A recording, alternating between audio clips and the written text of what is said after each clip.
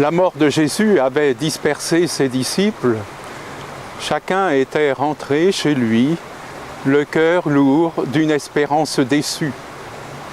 La rumeur qui avait commencé à se répandre au sujet de son tombeau trouvé ouvert et vide avait suscité d'abord de la stupeur, puis beaucoup de questions.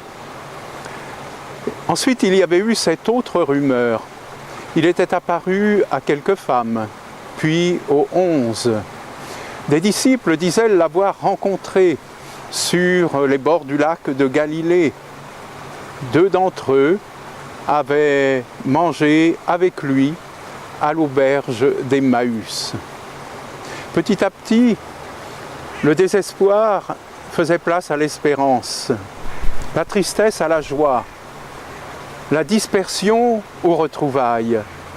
Et 50 jours plus tard, l'Esprit Saint allait faire de ce petit groupe de disciples le germe d'un peuple nouveau, envoyé jusqu'aux extrémités de la terre pour témoigner de l'espérance suscitée par la résurrection de Jésus. Baptisés dans la Pâque du Seigneur, nous sommes de ce peuple, l'Église du Christ. La résurrection de Jésus est au cœur de notre foi. Elle en est le cœur. Elle est ce qui nous relie les uns aux autres. Avec la Pentecôte, elle est l'acte de naissance de l'Église. Elle est ce que nous annonçons.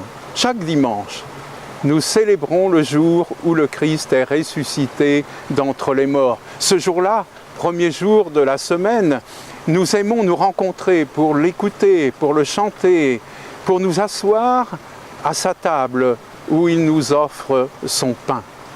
Nous l'entendons nous dire, comme autrefois à ses disciples, « Allez, allez de toutes les nations, faites des disciples ».